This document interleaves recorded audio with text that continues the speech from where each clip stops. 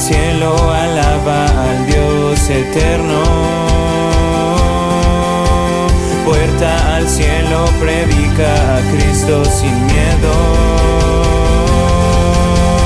Somos su pueblo, somos su iglesia. Juntos cantamos y alabamos a Jesús. Ahorita que dijiste esa parte, digo, yo creo que ya lo dije en algún momento, ¿no? Pero no se fijen ustedes si somos muchos, si somos poquitos. Fijémonos en lo que Dios está haciendo en nuestro corazón. Eso es lo más importante. Amén, amén. Recuerden una cosa, bueno, yo les contaba una historia, ¿no? De un pastor que mandaron a una congregación y que llegó a esa congregación y resulta que él bien emocionado preparó la palabra, se preparó él bien entusiasmado y dijo, ya estoy en una iglesia y me pusieron a cargo, ahora voy a dar lo mejor de mí para que el Señor me use, y llega a la iglesia y se da cuenta de que no hay nadie y pasan los minutos y resulta que no llega nadie. Por allá a la media hora llegó una señora y se sentó por allá al fondo. Por allá al ratito llega otra persona y se sienta otra vez por allá de aquel lado. Ya empezó él su sermón y dijo, pues aquí, con dos, ya. Dice que donde dos o más están, ahí está la presencia del Señor. Vamos. Y predicó como nunca había predicado, dio el sermón, él dejó que el Espíritu Santo lo usara y bueno, se prendió el asunto. 3 personas. Ya por allá al final llegó una pareja. Pues ya terminó el sermón, ya le agarró sus cosas, agarró su Biblia y todo y se fue caminando a su casa. No, en el camino lo asaltan, le roban todo lo que traía. Y llega a su casa y le dice a su esposa, ¿cómo te fue, mi amor? Y dice, no, creo que no puede haber un peor día que este. No llegó casi gente, 2, 3, y en el camino, mira, me asaltaron, me quitaron todo lo que traía. Tú no te preocupes, mi amor, Dios es bueno. Sí, Dios es bueno. Él es digno, siempre. Con el paso de los años, Él siguió. Nosotros seguimos. Con el paso de los años, no sé cuántos, pero la iglesia creció, la iglesia se llenó. Y daba él ese testimonio y decía, pero doy gracias a Dios por este tiempo. Y por allá dice, pero no fue en vano, pastor. ¿Por qué? No, porque yo fui una de esas personas que llegó ese día. Y yo me acuerdo que ese día yo tenía tantos problemas que yo ya estaba dispuesto a ahorcarme, ya estaba dispuesto a matarme, pero algo me dijo que entrara a la iglesia y entré. Y el sermón que usted dio, la palabra que usted dio, me ayudó para que no me matara. Pues que dice la otra pareja ya que estaban de colaboradores, dice, pues pastor, nosotros también tenemos que dar muchas gracias a Dios porque ese día estábamos a punto de divorciarnos y con mi esposa quedamos, dijimos, ya vamos a buscar un abogado, a ver quién nos ayuda para divorciarnos. Pero vimos la iglesia y la vimos sola y dijimos, bueno, vamos a darle gracias a Dios por el tiempo que nos permitió estar juntos. Pero la palabra que usted dio, dice, nos ayudó y nos reconcilió y ahorita estamos aquí sirviendo en la casa del Señor. Pues qué bueno. Pero dice, pero bueno, cada quien tiene su plan. Pero levanta una mano por allá otro chavo y dice, pastor, yo también quiero dar mi testimonio. Dice, quiero decirle que yo fui uno de esos muchachos que lo robó ese día. Mi amigo lo metieron a la cárcel, más adelante lo agarraron, lo metieron a la cárcel y ahorita ya murió. Pero yo me quedé, en su portafolio traía su Biblia y yo me quedé con ella. Desde ese día lo empecé a leer y hoy le doy gracias a Dios porque me dejó estar aquí en la iglesia y aquí sirvo, aquí estoy colaborando. Nadie sabe los planes de Dios, nadie lo sabe. Nosotros lo que tenemos que hacer es permanecer firmes, confiados, cada uno de nosotros confiados en el Señor. Amén. Hoy vamos a hablar, tenemos Santa Cena, tenemos la cena con el Señor Y yo le titulé a este tema Recuérdame. ¿Por qué recuérdame? Bueno, porque es fácil olvidarnos, ¿verdad?, de lo que Dios ha hecho en nuestra vida. Y por eso el Señor en este pasaje de la Biblia nos pide que hagamos memoria de Él, que nos acordemos de Él. Y hoy yo quiero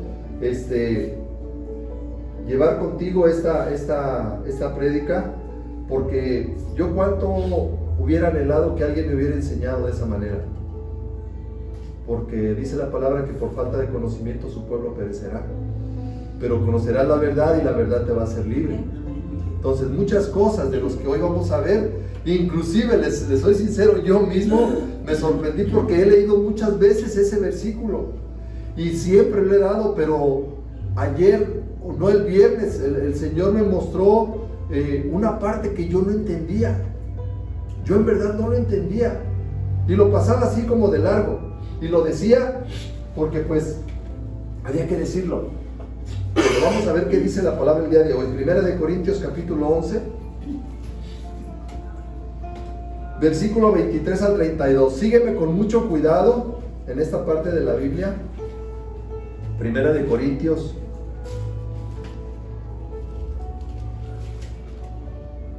capítulo 11. La institución de la cena del Señor. Lo que el Señor Jesucristo me enseñó es lo mismo que yo les he enseñado a ustedes.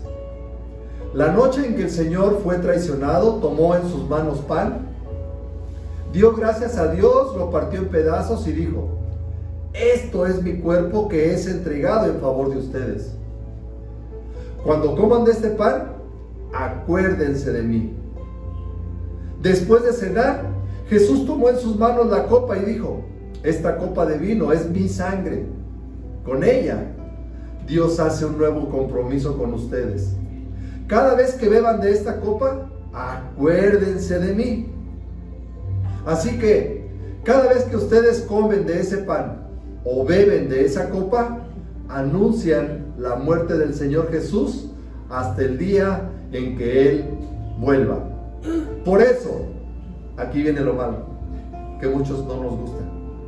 Por eso, si una persona come del pan o bebe de la copa del Señor Jesucristo sin darle la debida importancia, peca en contra del cuerpo y de la sangre de Jesucristo.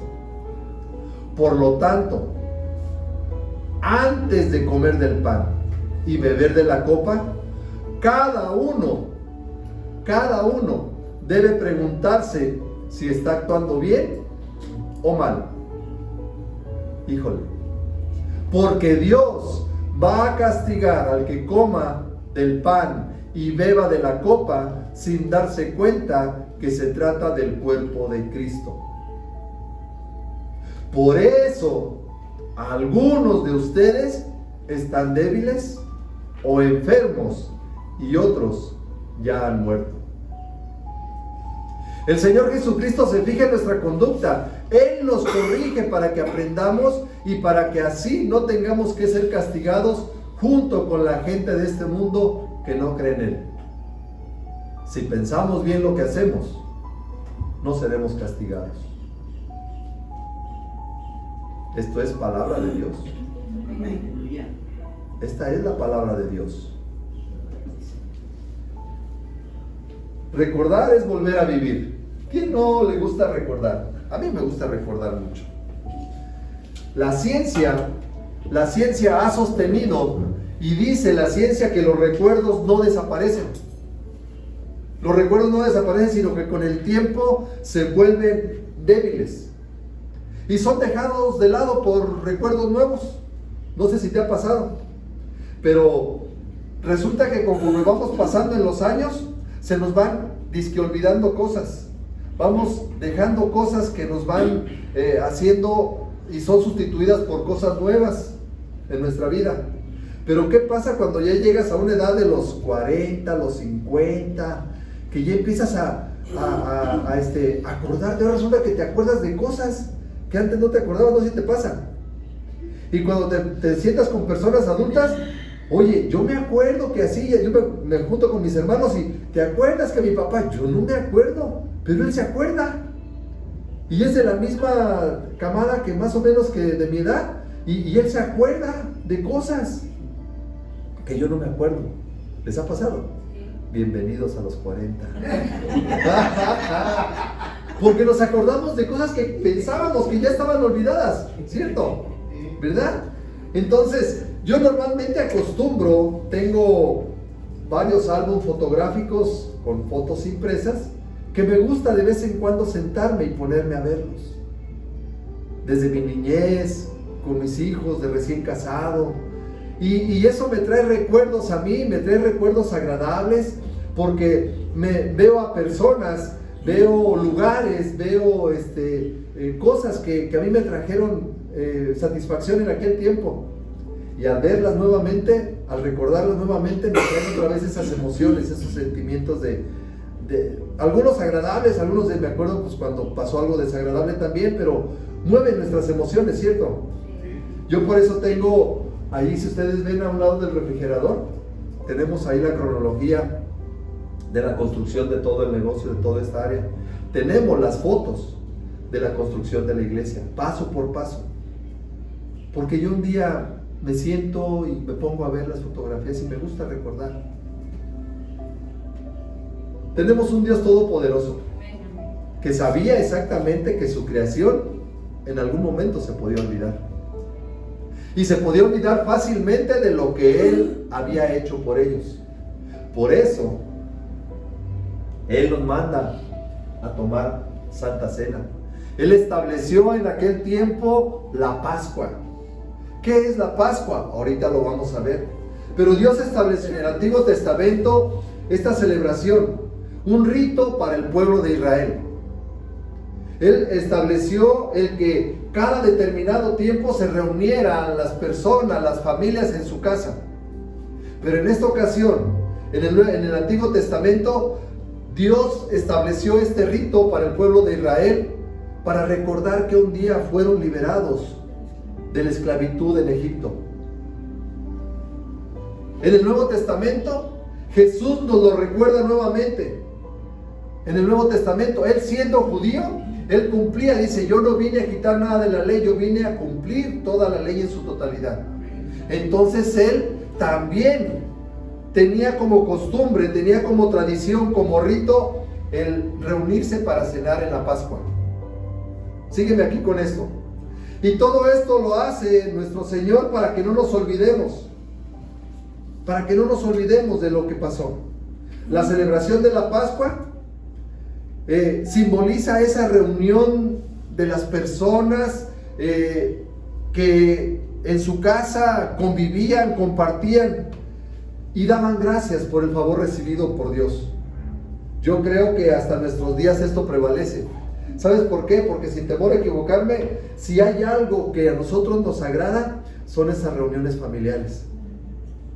Yo no sé tú, pero yo anhelo que llegue un domingo, que llegue un miércoles, porque nos sentimos en familia. Me gusta ver personas, convivir con las personas, tomarnos un cafecito, un panecito, no sé. Hemos tenido esa satisfacción, hemos tenido ese sentir en nuestro corazón como hermanos en la fe. Amén. Y eso viene de parte de Dios. A Dios le agrada. A Dios le agrada que sus hijos se reúnan a compartir el pan y la sal. Dice la palabra que cuán bueno es convivir con los hermanos en la fe, en armonía. En armonía. Así que Dios utilizó estas formas para que cumpliéramos con un mandato que hasta el día de hoy permanece, no solamente en las familias, sino permanece en la iglesia. Yo creo que todos aquí tuvimos una familia, no numerosa algunos, pero otros sí. ¿Y qué tal esas reuniones familiares? En diciembre, en los cumpleaños, en las fechas especiales. Era padre, ¿verdad? Es muy bonito. Vamos a ver qué dice la palabra, porque es necesario que nosotros entendamos todo el contexto de lo que significa la Santa Cena. Amén. Tenemos que entender totalmente lo que está a su alrededor. Éxodo capítulo 12, versículo 1 al 20. Lo voy a leer allá. Me gustó esta versión porque, si se dan cuenta, esta versión TLA es muy directa. Muy directa. Dice la palabra de Dios en Éxodo capítulo 12, versículo 1 al 20. Aquí está hablando Dios con Moisés y con Aarón. Le está dando instrucciones directas, Dios, Jehová, a Moisés y Aarón, primero, porque era con los que se comunicaba. Y les dijo, cuando Moisés y Aarón aún estaban en Egipto, Dios les dijo, este mes será para ustedes el primer mes del año y el más importante. Digan a todos los israelitas que el día 10 de este mes cada familia deberá apartar un cordero a un cabrito para comérselo. Los animales deberán ser machos de tan solo 1 año de edad y sin ningún defecto. Sin ningún defecto. Un cabrito, un cordero sin defecto. ¿Les suena algo ahí? Un cordero inmolado, sin defecto, sin pecado. ¿A dónde va? ¿Sin mancha, sin arruga? ¿Quién es? Jesús. ¿Te das cuenta desde este tiempo? Y siento por qué. ¿Sabes por qué? Porque desde este tiempo todo lo que está escrito en la Biblia, todo va enfocado y va direccionado hacia Jesús. De tan solo 1 año de edad y sin ningún defecto, pero asegúrense de que el animal que elijan alcance para todos, pues cada miembro de la familia debe de comerlo acostumbrado. Si alguna familia es muy pequeña como para comerse todo el animal, deberá compartirlo con la familia vecina.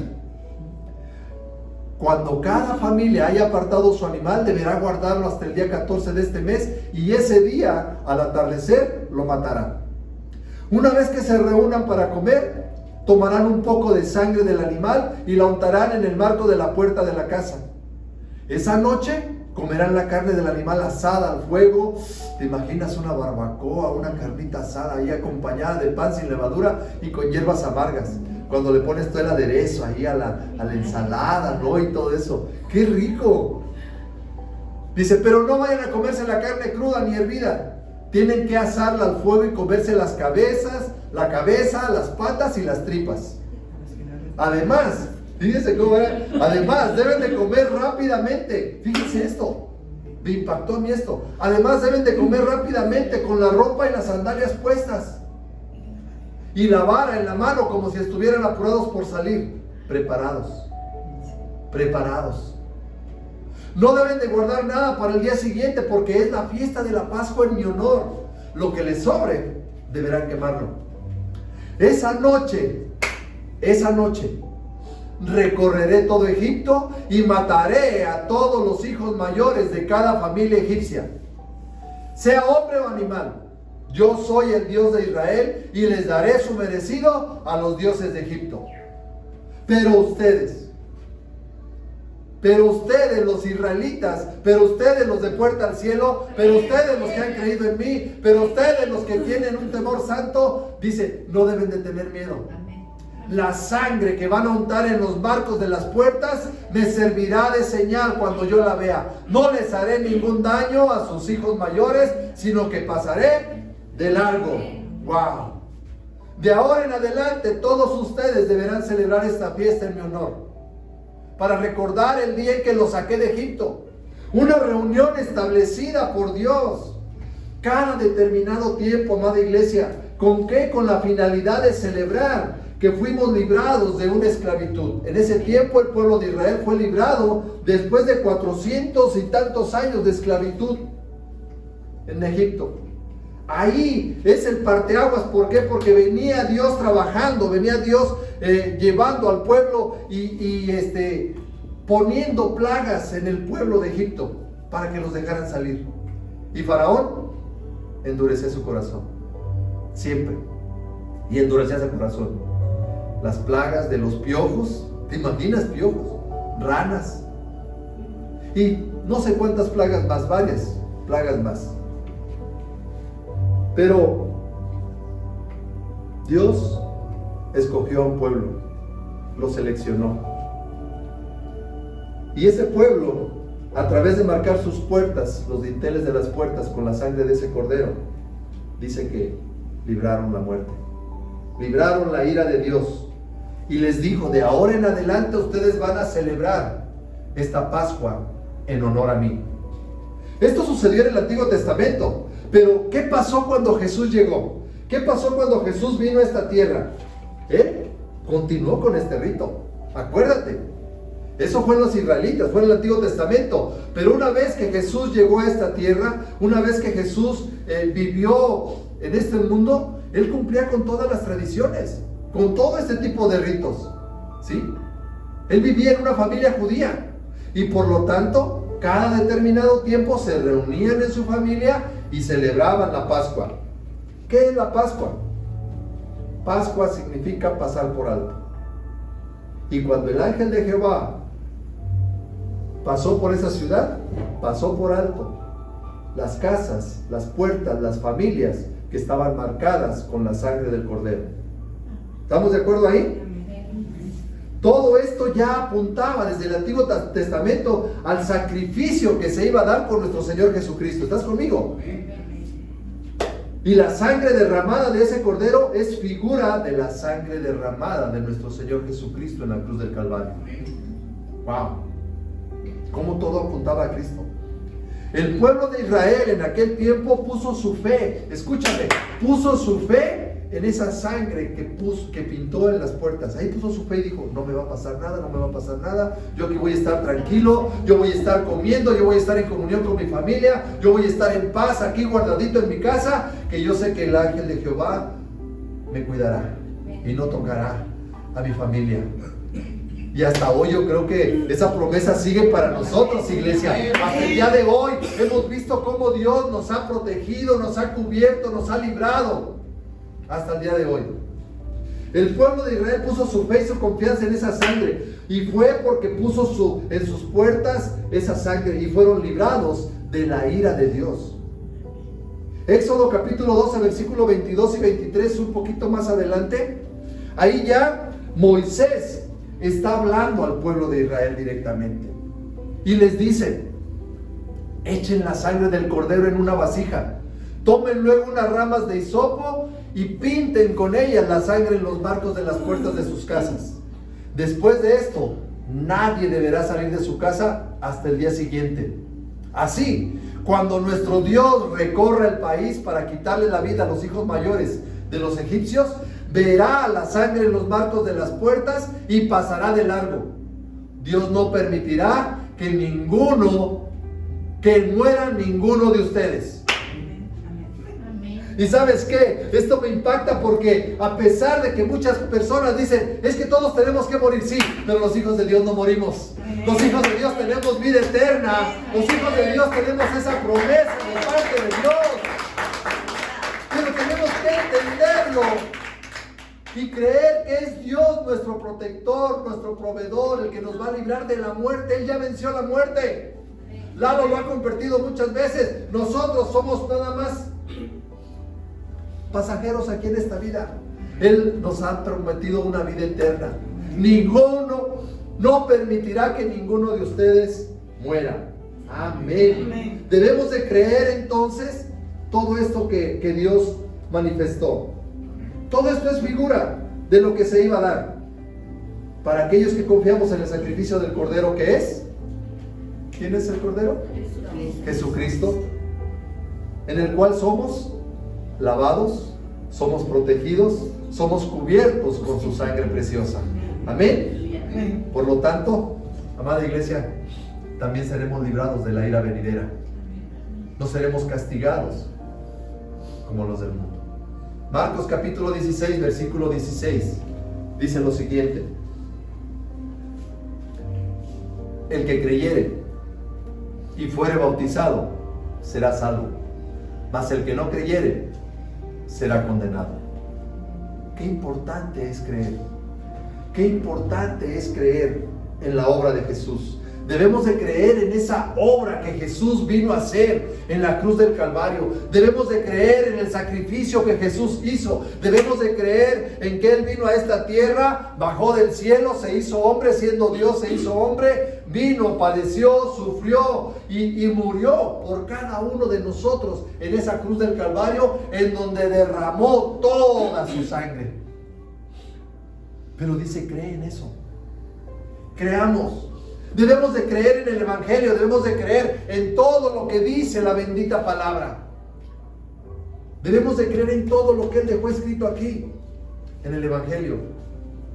Mira, en ambos casos, el sacrificio del Cordero Pascual en el Antiguo Testamento con el pueblo de Israel y el sacrificio de Jesús en la cruz, ¿te das cuenta cómo marcaba un final? Marcaba el final de la esclavitud con el pecado y marcaba el comienzo de una nueva era, de un nuevo pueblo, de la iglesia de Jesucristo.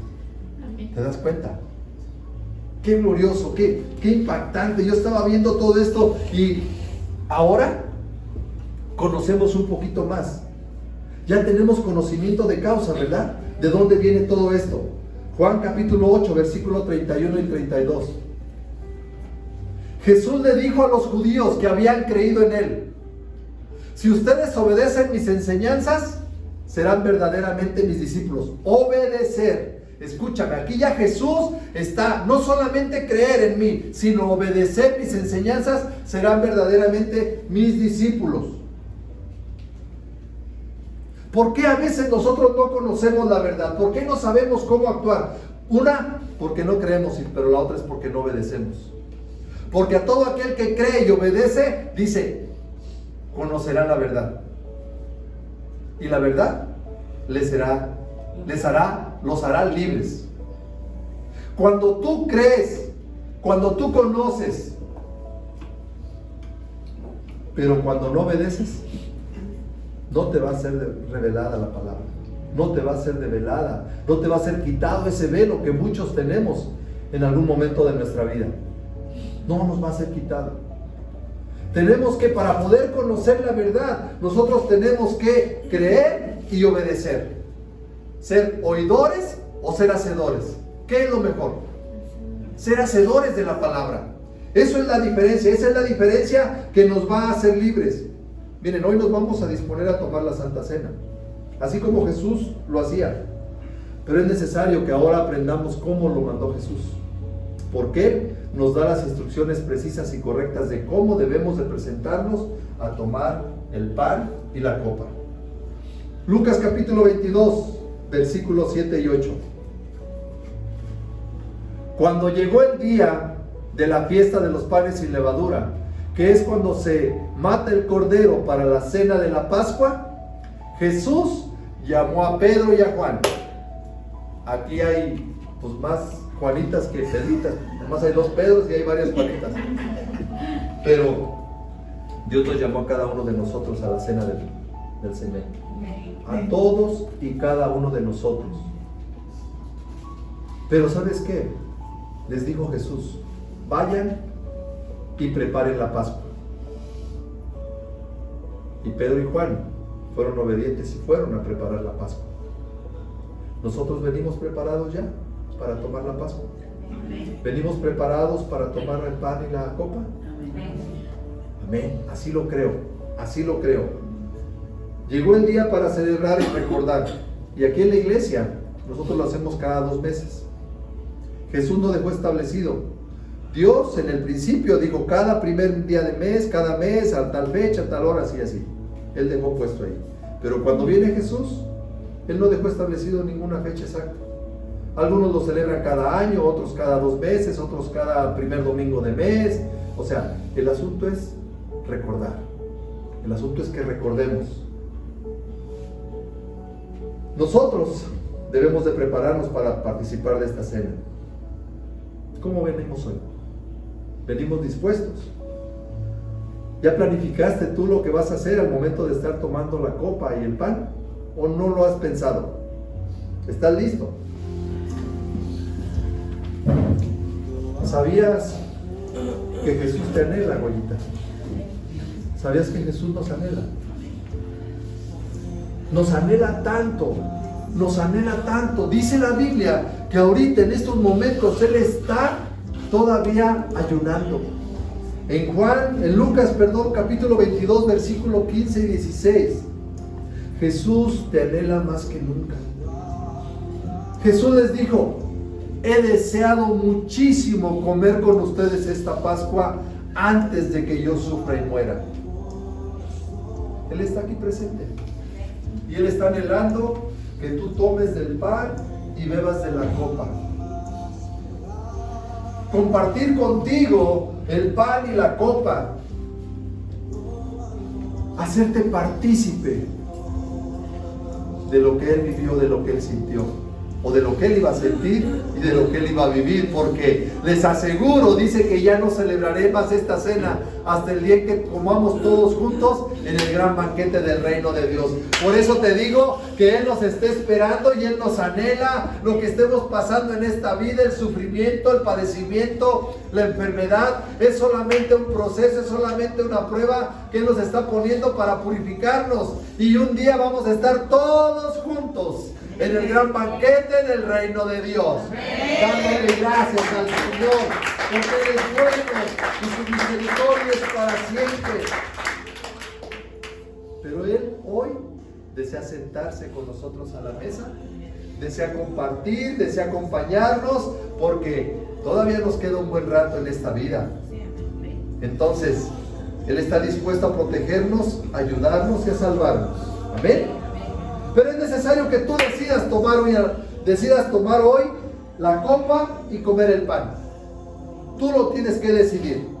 Pero que lo hagas exactamente sabiendo lo que significa, y que no lo hagas indignamente. Que no lo hagas indignamente. Esto quiere decir sin conocimiento de causa. Tú ya sabes que hay una fecha, que hay una fiesta, que hay una celebración, que hay un rito que se tiene que cumplir. Reunirte en la iglesia, reunirte en tu casa, comer, celebrar y acordarte que un día Dios nos libertó. Acordarte que un día Jesús nos dio libertad. Eso lo tenemos bien claro. Pero ahora, ¿cómo lo voy a tomar? ¿Indignamente? ¿Cómo lo voy a hacer? Primera de Corintios capítulo 11, versículo 27 y 30.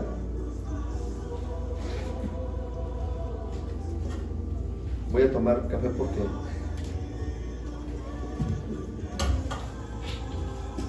fíjense bien, por eso, si una persona come del pan o bebe de la copa del Señor Jesucristo sin darle la debida importancia, peca en contra del cuerpo y de la sangre de Jesucristo. Por lo tanto, antes de comer del pan y beber de la copa, cada uno debe preguntarse si está actuando bien o si está actuando mal. Porque Dios va a castigar al que coma del pan y beba de la copa sin darse cuenta de qué se trata del cuerpo de Cristo. Por eso algunos de ustedes están débiles o enfermos, y hay otros que ya han muerto. No cualquiera debe de tomar del pan y la copa. Lo tengo que decir. Porque será culpado y estará pecando, porque no le está dando la debida importancia. ¿Cómo estamos delante de Dios? Yo creo que bien. Tú ya doblaste tus rodillas, tú ya levantaste tus manos, tú ya trajiste a memoria todo aquello que te puede estar separando de la presencia de Dios, de la misericordia de Dios. Dios es bueno y Él perdona nuestros pecados. Pero tenemos que discernir, tenemos que entender lo que significa comer del pan y beber de la copa. Cuando Jesús les dijo esto a muchas personas que lo seguían en aquel tiempo, ¿te acuerdas?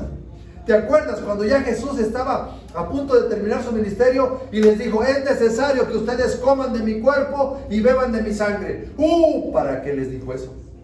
Señor, estas palabras que tú nos dices duras son. ¿Quién las podrá seguir? ¿Quién las podrá cumplir? Porque en aquel tiempo comer sangre, no, era lo más horrible y era el pecado más grande. No, los judíos no podían comer sangre. Ahora comer el cuerpo de Jesús. ¿Cómo? La carne. No, Señor, eso no. Cuando Jesús les dijo a las personas esto, aquellas personas que lo seguían, inclusive a sus discípulos, muchos dejaron de seguirlo. Juan capítulo 6, versículos 53 y 54. Muchos no entendieron lo que quiso decir. Jesús les dijo: yo soy el Hijo del Hombre, y les aseguro que si ustedes no comen mi cuerpo ni beben mi sangre, no tendrán vida eterna. El que come mi cuerpo y bebe mi sangre tendrá vida eterna. Cuando llegue el fin del mundo, yo lo resucitaré. ¡Wow! Pero ellos no lo entendieron.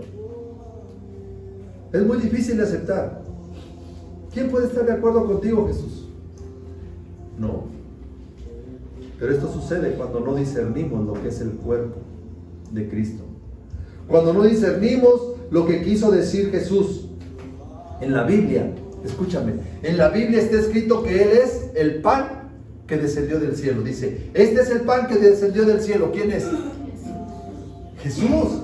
El pan que descendió del cielo es Jesús. Porque hubo otro pan que descendió del cielo, que alimentó al pueblo de Israel cuando estaban en el desierto. ¿Cuál es ese?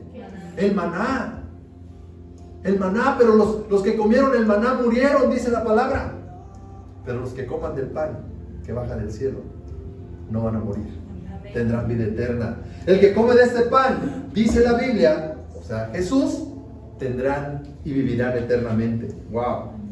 Comer su carne y beber su sangre no se trata de hacerlo de forma literal. Yo no voy a ir con mi esposa y le voy a dar una mordida y le voy a arrancar un cachete. No se trata de eso. No es de forma literal como Jesús les estaba hablando. Se trata de comer del Cristo, no comerse a Cristo. Ahí voy. Él dijo, muchas veces hablaba de esta manera Jesús: yo soy el pan de vida, yo soy la puerta, yo soy el camino, yo soy la verdad. ¿Se acuerdan? Él hablaba así, de esa manera. ¿Qué es lo que quiso decir? La Biblia dice en Juan capítulo 1, versículo 1. Fíjense bien. Juan capítulo 1, versículo 1. Antes de que todo empezara, antes de que todo se diera, ya existía aquel que es la palabra. ¿Quién es la palabra? Jesús. Jesús es la palabra. La palabra estaba con Dios y la palabra era Dios. Wow. La palabra era Dios. Jesús es la palabra. Jesús dijo que no solo de pan viviría el hombre. ¿Se acuerdan? Cuando el diablo lo quiso tentar o lo tentó en el desierto. Si eres tu Dios, a ver, ¿por qué no conviertes esta piedra en pan? ¿Y qué le dijo Jesús? No solo de pan vivirá el hombre, sino de toda palabra que sale de la boca de Dios. ¿Amén? Amén. Muy bien. Entonces, comer su carne y beber su sangre es alimentarnos de su palabra, comer de su palabra, leer su palabra, entender su palabra, discernir su palabra. Amén. Conocer el Evangelio. ¿Qué es lo que tenemos que conocer del Evangelio? Que Jesucristo una vez vino a esta tierra, sufrió, padeció, murió en la cruz para el perdón de nuestros pecados y que su cuerpo fue molido por nuestras transgresiones. Este pan que tú vas a comer, antes de verlo así de bonito, de grande, primero se agarró un grano y fue molido, fue triturado, hacerlo harina, polvo, molido. Jesús fue molido por nuestras rebeliones, por nuestras transgresiones, y ahora es figura de ese pan, ese grano molido, y está en el pan. Amén. Amén. Comer su carne y beber su sangre es alimentarnos de la palabra y entender lo que Él hizo por nosotros. ¿Hay alguien aquí que no entienda lo que Él hizo por nosotros? De cómo murió, cómo padeció, cómo fue crucificado. ¿Todos lo entendemos? Amén. Perfecto. No discernir el cuerpo de Cristo es no discernir su palabra, no conocer la palabra, no alimentarnos de su palabra, es no tener ni idea de lo que estamos haciendo, ni qué es lo que Cristo hizo por nosotros en la cruz. ¿Hay alguien aquí que tenga alguna duda? ¿Quien no se alimente de la palabra? ¿O quien no se le haya dado a conocer la palabra aquí? Todos, ¿verdad? Entonces estamos conscientes. Ya no vamos a hacer esto indignamente, sin conocer en verdad lo que significa. Te digo algo. Yo siempre pensé, es más, les mostré una vez aquí una fotografía donde estaban reunidos todos los discípulos en la cena del Señor. Y yo decía, Judas, ahí está también, porque él no hace excepción de personas. Pero ¿sabes qué? Judas estaba ahí porque Judas conocía de la palabra, porque Judas predicaba la palabra, porque Judas conocía lo que iba a pasar con Jesús. Jesús ya se los había dicho. Entonces Judas ahí estaba sentado, pero Judas tomó una mala decisión. ¿Sabes por qué? Porque al final, cada uno de nosotros somos los únicos responsables de nuestros propios actos y de nuestros propios pecados. Cada uno de nosotros. Sobre todo, si ya conocemos de la palabra. Dios nos deja tomar decisiones.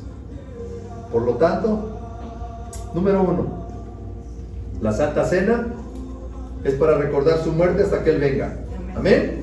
Número 2, el pan representa el cuerpo de Jesús que fue partido, molido a golpes, y estamos compartiendo en este momento, vamos a compartir en este momento su sufrimiento.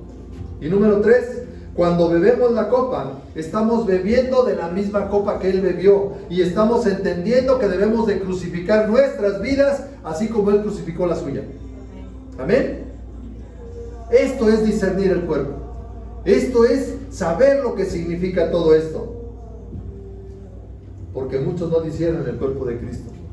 Muchos no disciernen el cuerpo de Cristo. Y por eso, escúchame, y por eso dice la palabra en 1 Corintios 11:30. Por eso, algunos de ustedes están débiles. ¿Débiles en qué? Débiles en la fe. Débiles en la fe. Como que sí, como que no, como que arranco, como que me levanto, como que sí. Estamos débiles en la fe. Otros, enfermos. Enfermos en pecados, en debilidades. Y unos más, dice que estamos muertos espiritualmente. Hoy vamos a cumplir con este mandato, que más que un rito, iglesia, más que un rito, es un reto. Un reto a la santidad, un reto a la fidelidad, un reto a que nosotros reconozcamos que Jesús vino a esta tierra y murió por ti y por mí para el perdón de nuestros pecados. Pero depende de ti y depende de mí que nosotros lo aceptemos en nuestro corazón y que demos testimonio con nuestra vida de lo que Él ya padeció, de lo que Él ya sufrió, de lo que Él ya pagó. Que seamos testigos fieles de lo que Él ya hizo. Yo le pido a los colaboradores que nos apoyen para servir el pan y la copa. Si ya estamos listos. Si estamos listos, vamos a hacerlo con conocimiento de causa, creyendo y confiando que su sangre y su cuerpo están aquí representados. Yo no me quise meter en Honduras porque en el estudio resulta que muchas personas toman de diferente forma lo que es el pan y la copa. Pero yo me baso en lo que dice la Escritura. Esta es figura solamente del cuerpo de Cristo. Y esta es figura de la sangre que fue derramada en la cruz del Calvario. Y al hacer esto nosotros vamos a participar con Él en su sufrimiento, pero también, fíjate bien, los israelitas pintaron los dinteles de sus puertas con la sangre del Cordero. Y nosotros nos vamos a pintar por dentro con la sangre del Cordero que nos va a proteger nuestra casa, nuestra familia, va a protegernos a nosotros de la ira venidera. Y garantizamos la vida eterna con nuestro Señor. Amén. Así es de que vamos a ver qué dice la palabra ahora sí en 1 Corintios capítulo 11, versículo 23 al 30. Y dice así: lo que el Señor Jesucristo me enseñó es lo mismo que yo les he enseñado a ustedes. La noche que el Señor Jesús fue traicionado, tomó en sus manos pan, dio gracias a Dios, lo partió en pedazos y dijo: este es mi cuerpo que es entregado en favor de ustedes. Cuando coman de este pan, acuérdense de mí. Y hoy podemos comer del pan y recordemos lo que Jesús un día hizo por nosotros.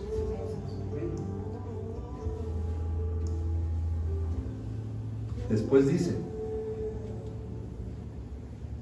¿qué sigue? Después de cenar, Jesús tomó en sus manos la copa y dijo: esta copa de vino es mi sangre.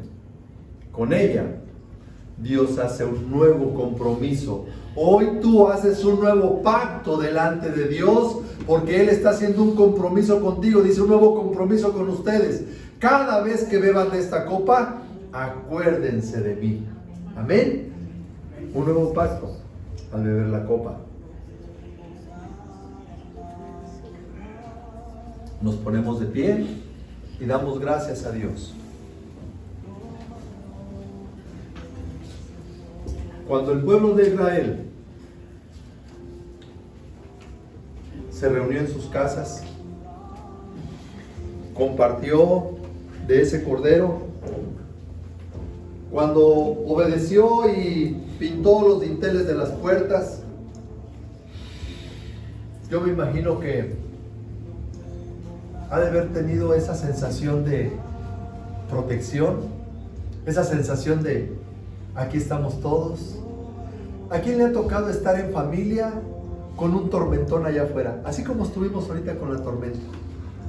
Una tormenta fuertísima, pero nosotros bien cubiertos, nosotros bien protegidos, nosotros conviviendo en armonía, levantando nuestras manos. Y dice la Biblia que el pueblo de Israel, una vez que estuvo dentro de su casa, una vez que pintó los dinteles de las puertas, dice que se arrodillaron y adoraron al Señor. Y hoy tú has tomado de ese pan, has bebido de esa copa y tú has pintado los dinteles de tu vida. La sangre del Cordero nos protege a cada uno de nosotros, pero ahora tenemos que adorarlo. Súbele la a esto. Tenemos que adorarlo y decirle gracias, Señor. Gracias, Padre. Tómame en tus brazos, Señor. Aquí estoy. Mi vida te pertenece, Señor. Yo hoy confieso, yo hoy creo, yo hoy estoy convencido, Señor, de lo que tú has hecho en mi vida, de lo que tú hiciste, Señor, para el perdón de mis pecados.